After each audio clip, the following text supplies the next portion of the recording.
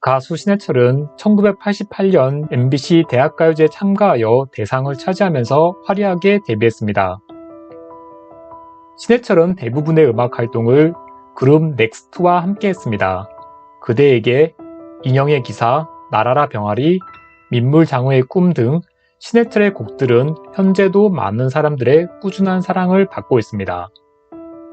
마왕으로 불리며 다양한 분야에서 활발하게 활동하던 신해철은 2014년 갑자기 세상을 떠났습니다.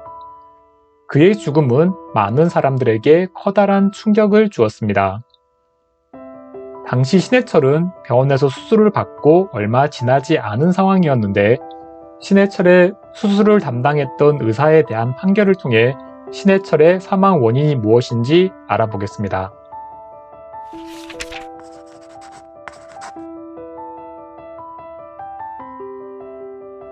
2014년 10월 17일 신해철은 갑작스럽게 심한 복부 통증을 느꼈고 A 의사가 운영하는 병원을 찾아갔습니다.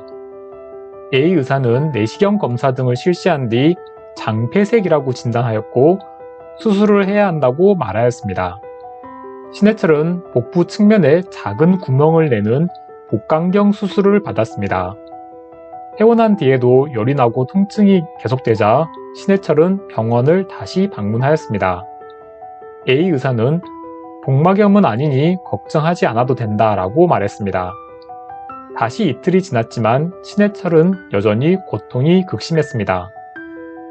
당시 신해철의 맥박은 분당 145회였는데 성인 평균의 맥박이 60회에서 100회인 걸 고려하면 매우 빠르게 뛰는 수준이었습니다. A 의사는 신해철에게 진통제를 투여하고 경과를 관찰하려고 했는데 그러는 사이 신해철은 병실에서 의식을 잃고 말았습니다. 놀란 A 의사는 심폐소생술을 실시하고 응급조치를 했지만 차도가 없자 신해철을 다른 병원으로 옮겨서 치료받게 했습니다. 신해철은 다른 병원에서 급하게 개복 수술을 받았지만 안타깝게도 결국 사망하고 말았습니다. 사망 원인은 범발성 복막염에 의한 저산소 허혈성 뇌손상입니다. 쉽게 말해 복막염이 넓게 발생하여 혈압이 떨어지는 바람에 뇌가 산소 부족으로 손상되면서 사망하게 된 겁니다. 신해철이 A 의사로부터 수술을 받은 지 5일 만의 일이었습니다. 일반적으로 실수로 저지른 범죄는 처벌하지 않습니다. 하지만 실수라고 해서 항상 책임을 지지 않아도 되는 건 아니죠. 대표적인 사례가 업무상 과실치사죄입니다. 업무상 과실치사죄는 업무상 실수로 다른 사람을 죽게 만드는 겁니다. 예컨대 건물 공사를 감독하는 공무원이 본인의 일을 충실하게 수행하지 않아 부실공사가 일어났고 그 부실공사로 사고가 발생하여 사람이 사망한 경우 그 공무원은 업무상 과실치사죄에 따라 처벌됩니다. 성수대교가 붕괴되고 난 뒤 관련 공무원들이 업무상 과실치사죄로 처벌된 바 있습니다. 검찰이 A 의사에게 적용한 혐의도 업무상 과실치사죄였는데 법원은 어떤 판결을 내렸을까요?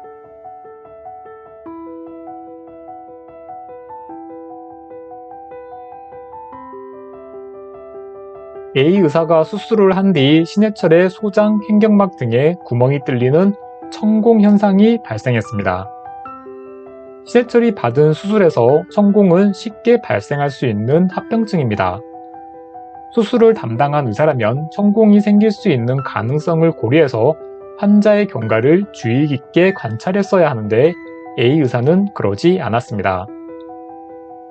개복 수술과 달리 복강경 수술은 통증이 적은 게 일반적인데 복강경 수술을 받은 신해철은 상당히 오랜 기간 동안 극심한 통증을 호소하였습니다.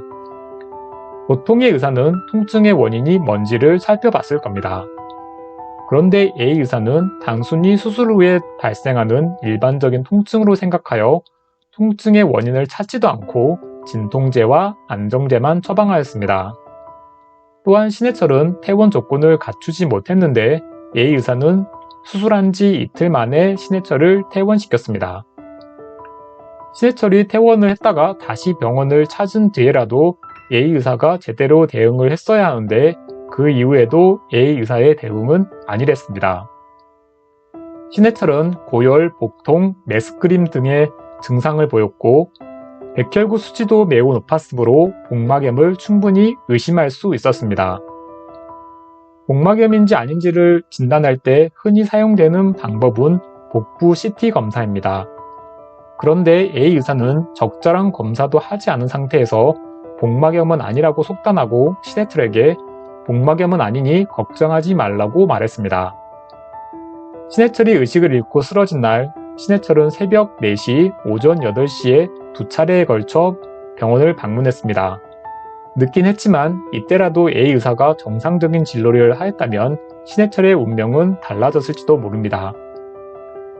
당시 신해철의 상태는 극도로 나빠졌고 심전도 검사 결과도 정상이 아니었습니다. A 의사는 외과 전문의이고 심장종은 정확히 알지 못하니 심장 전문의 또는 내과 전문의와 협진을 해서 정확한 원인을 규명하여 적절한 치료를 했어야 합니다. 하지만 A 의사는 그러지 않았습니다. 점심 무렵에 신해철이 정신을 잃을 때까지 A 의사가 한 일은 혈관 확장제와 진통제를 투여한 것 뿐입니다. A 의사가 보통의 의사들이 당연히 했을 법한 치료 행위를 하였다면 신해철의 복막염을 진단하고 신해철을 치료할 수 있었을 겁니다. 하지만 A 의사는 그렇게 하지 않았고 결국 신해철은 사망하고 말았습니다. 물론 A 의사가 고의로 신해철을 죽인 건 아닙니다.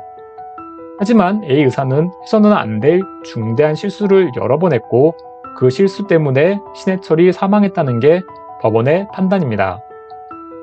그래서 법원은 A 의사에게 징역 1년의 실형을 선고하였습니다. 한편 A 의사는 신해철 이외에도 여러 건의 의료사고를 일으켰다고 합니다. 신해철은 2014년 수술을 받은 뒤 갑자기 사망했습니다. 검찰은 수술을 담당한 A 의사를 업무상 과실치사죄로 기소했고 법원은 A 의사에게 징역 1년의 유죄를 선고하였습니다. A 의사는 보통의 의사라면 취했어야 할 조치를 충분히 취하지 않았고 A 의사의 과실이 신해철의 죽음과 연관이 있다고 본 겁니다. 모쪼록 신해철이 고통 없는 곳에서 편안하길 바랍니다.